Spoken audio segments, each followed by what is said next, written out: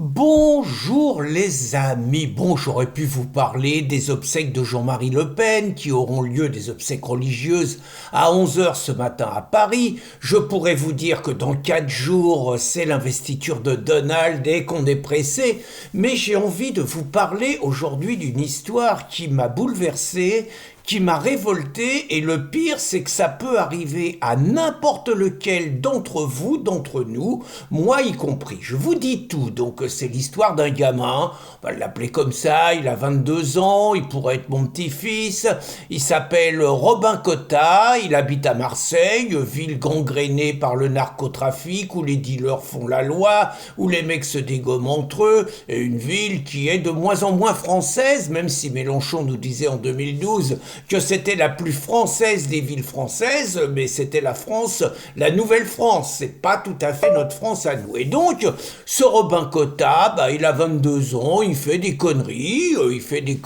comme pas mal de gosses à 22 ans. Souvent, on fait des conneries davantage quand on a 20 ans, quand on en a 40 ou 60. C'est pas bien, et en général, on essaye d'apprendre de ces conneries. Alors, qu'est-ce qu'il fait comme conneries ? Apparemment, le gamin se balade avec des fausses ordonnances médicales qui lui permettent de se procurer un produit. Je crois que c'est du sirop de codéine et il paraît que ce produit permet de faire des euphorisants. Bon, très franchement, j'ai pas beaucoup approfondi. Ce que je sais, c'est que ce gamin n'a pas de casier judiciaire, qu'apparemment ce n'est pas un trafiquant, qu'apparemment il ne met en danger absolument la sécurité de personne, que ce qu'il fasse mérite une sanction, il n'y a pas de problème. Toujours est-il qu'il est arrêté et qu'il se retrouve dans le bureau d'un juge. Et ce juge décide que son incarcération est nécessaire. Alors déjà, ça rend perplexe parce que vous voyez quand même, on est dans un pays où on voit le nombre de ce qu'on appelle des chances pour la France, multirécidivistes, psychopathes, agresseurs, coups de couteau, viol, qui se retrouvent sans faire une journée de prison, alors qu'ils ont déjà un casier judiciaire long comme le bras, alors que le fait de les laisser en liberté met en danger ceux qui ont le malheur de les croiser et d'être, comme disent les journalistes, au mauvais endroit au mauvais moment. Donc, lui, le malheureux Robin, le juge décide, allez hop, prison, incarcération, en attendant le jugement. Ça laisse déjà perplexe. Le gamin, donc, se retrouve au Baumette. On sait qu'au Baumette, c'est quand même une prison, comme la plupart des prisons, mais un peu plus peut-être qu'ailleurs, vu le lieu géographique, où c'est une prison musulmane, où la majorité des prisonniers sont des musulmans, et donc le gamin se retrouve en vers fin septembre. Ça se passe bien comme ça peut bien se passer en tôle, mais disons que jusqu'au 4 octobre, il ne paraît pas se plaindre de son traitement. À partir du 4 octobre, on le change de cellule et on le met avec un mec qui a la réputation d'être un psychopathe dangereux, musulman par ailleurs, Abderrahim. Donc, le mec, ça fait déjà 3 compagnons de cellule qu'on lui change. Le mec dit, me mettez pas avec quelqu'un, je vais faire un malheur. Et malgré tout, on met le môme, 22 ans, qui paraît bien gentil, sans doute sans beaucoup de défense, face à ce psychopathe, soyons clairs. Donc, du 4 au 9 octobre, le môme appelle au secours, il dit qu'il faut le changer de cellule, il dit qu'il est en danger, il envoie des mots au gardien, et là on se heurte un petit peu à l'immobilisme de l'administration. Les gardiens disent qu'ils y peuvent rien, l'administration dit qu'il n'y a pas de place en cachot, tout le monde se renvoie la balle, et le 9 octobre, chose absolument abominable, le gamin est égorgé par le psychopathe Abderrahim, à mort, il hurle et tout, personne ne vient, et donc on peut supposer qu'il a connu une fin de vie absolument abominable, qu'il s'est vu mourir, et donc, à 22 ans, donc Robin Cotta est mort en prison. Alors, tout le monde charge les Baumettes et la hiérarchie des Baumettes, sans doute, il va y avoir une enquête, c'est sans doute les gardiens qui vont peut-être morfler, c'est peut-être le directeur et tout. Moi, je trouve quand même que la première enquête, et je suis étonné que personne ne le fasse, c'est le juge quel est ce juge qui a décidé que la sécurité publique nécessitait de mettre Robin, qui ne représentait aucun danger, en prison. Pour moi, le premier qui a le sang sur les mains de Robin, c'est ce juge. Et je ne sais pas s'il y avait un juge d'application des peines, mais c'est cela. Alors après, vous allez me dire, ouais, t'es bien gentil, mais bon, il a déconné, tant pis pour lui. Mais ce que je voulais vous dire, c'est que ça peut arriver à n'importe lequel d'entre nous, les amis. C'est-à-dire que en France aujourd'hui, dans la France de Macron, dans la France de Darmanin, puisque c'est lui qui juge, avant c'était Lieti, je veux dire, vous pouvez être mis en prison pour délit d'opinion.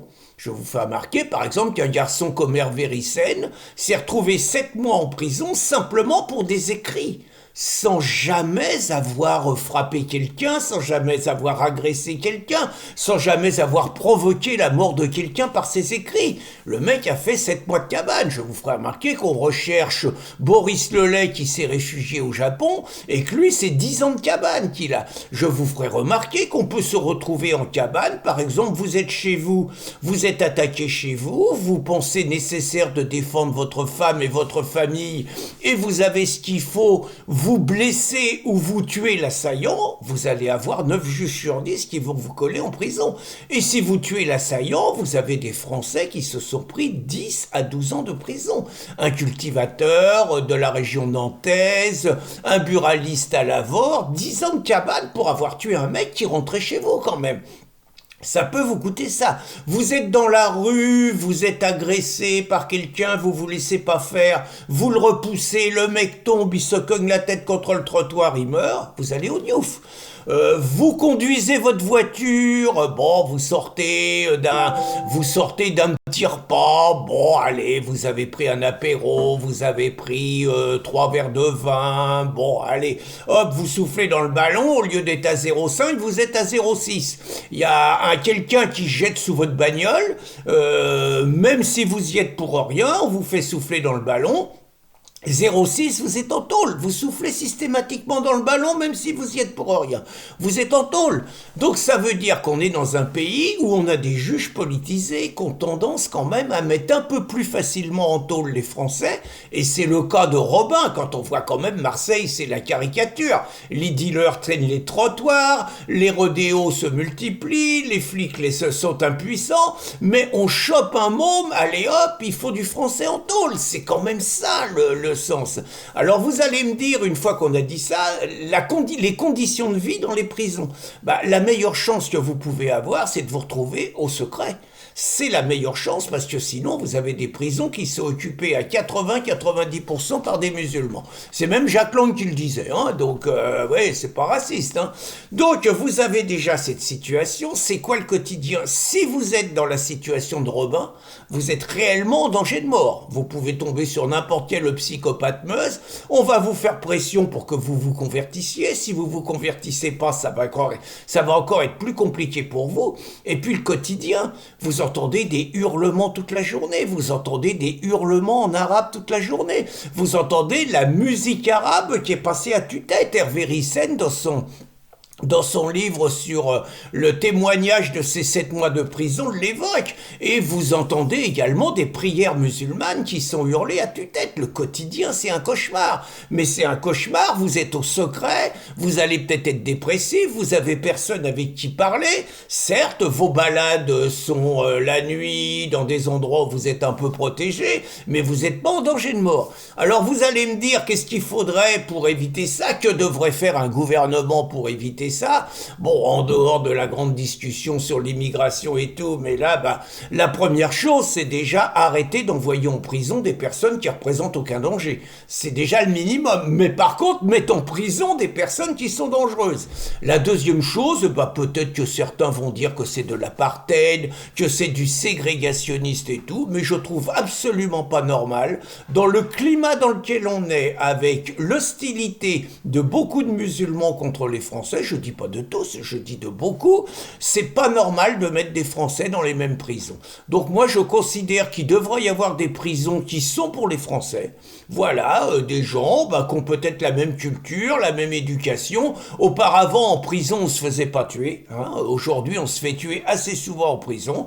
Et puis, tous les chances pour la France, tous les autres, toutes les diversités, écoutez, on les met entre eux en prison. Alors, je sais que c'est une mesure qui pourrait me valoir les tribunaux, parce qu'il paraîtrait que ça serait de la discrimination, voire de l'apartheid. Moi, j'appelle ça une mesure de bon sens et une mesure de protection des Français qui se retrouveraient en prison, ce qui, je vous le rappelle, peut arriver à n'importe lequel d'entre nous. En attendant, une petite pensée pour Robin et surtout pour sa famille. Bonne journée les amis!